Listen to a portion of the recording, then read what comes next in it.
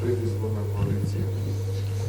Видете, во однос на коалициите неколку пати имаме повторено, ќе напоменам и сега дека ние наназад подолго време, не е само сега овој период, туку и многу подолго од претходно одржуваме одлични комуникации, конструктивни разговори со повеќе политички партии во однос на било какви коалиции и се останато. Најдобро е да почекаме да видиме што следи во наредниот период. Од она што можам да напоменам е дека се нормално има конструктивни и пријателски разговори со сите политички партии, секоја на политичка партија која што е на иста бранова должина со ВМРО-ДПМН и ќе поддржи програмата и визијата на ВМРО-ДПМН за обнова на Македонија, има простор да се разговара за коалиции.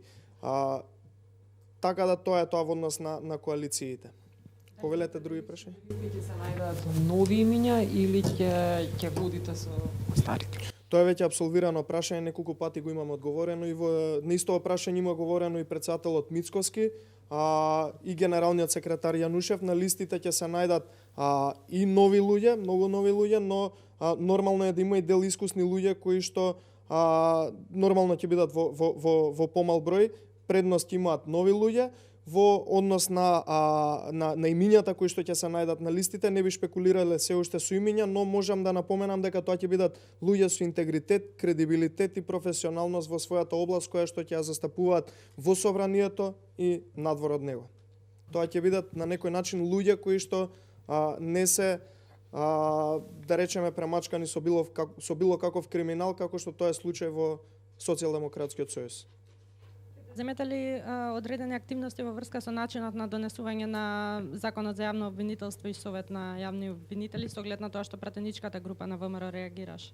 Да, пратеничката група на ВМРО-ДПМН е вчера, во текот на вчерашниот ден по гласањето во собранието, реагираше за носењето на законите, конкретно и поточно за Законот за Совет за јавни обвинители. Во тој дел веќе нашите правни експерти, правниот тим на ВМРО-ДПМН разгледува секакви можности, ја анализира ситуацијата и веднаш потоа ќе излезе со конкретен податок, односно со представка која што ќе биде поднесена до надлежните институции за носењето на овој закон, односно за неделовничкото носење на овој закон. Така да веднаш што ми излезат со својата анализа ќе се поднесат и представки до соодветните институции. Да знам која институција би била надлежна за да ја разгледа ова.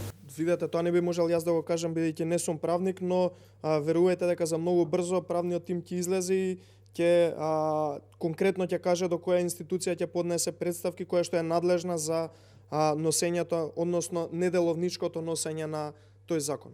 Имаше најави од подпредседателот дека ќе оспорите на уставен.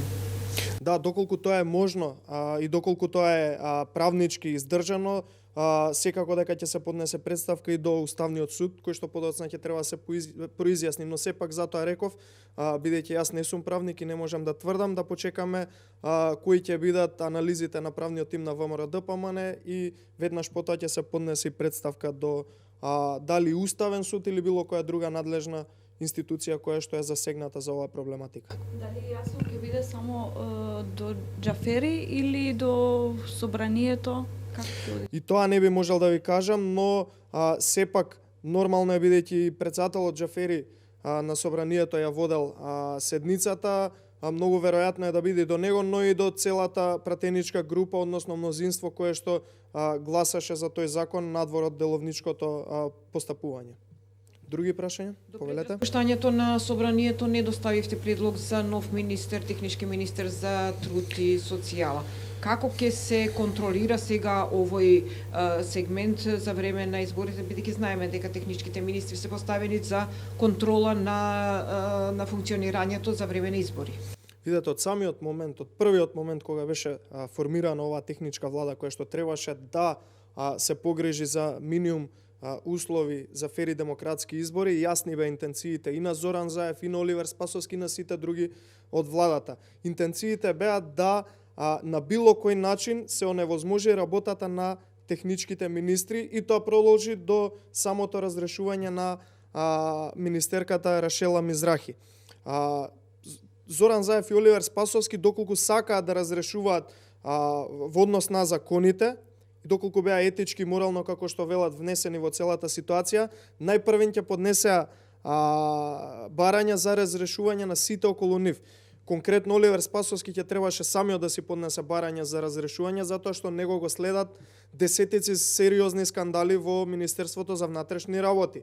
Истото и со Венко Филипче, истото и со многу други функционери од владата на СДСМ. Интенциите беа јасни која е намерата, да се спречи функционирањето на техничките министри, истите проблеми ги има и министерот за внатрешни работи Наќа Чулев, кој што инаку е професионалец, не ни доаѓа на таа позиција како партиски исторен играч, така да безполезно ќе беше предлагањето на било кој друг министер, затоа што повторно ќе се случуваше истото кое што и се случуваше на министерката Рашела Мизрахи.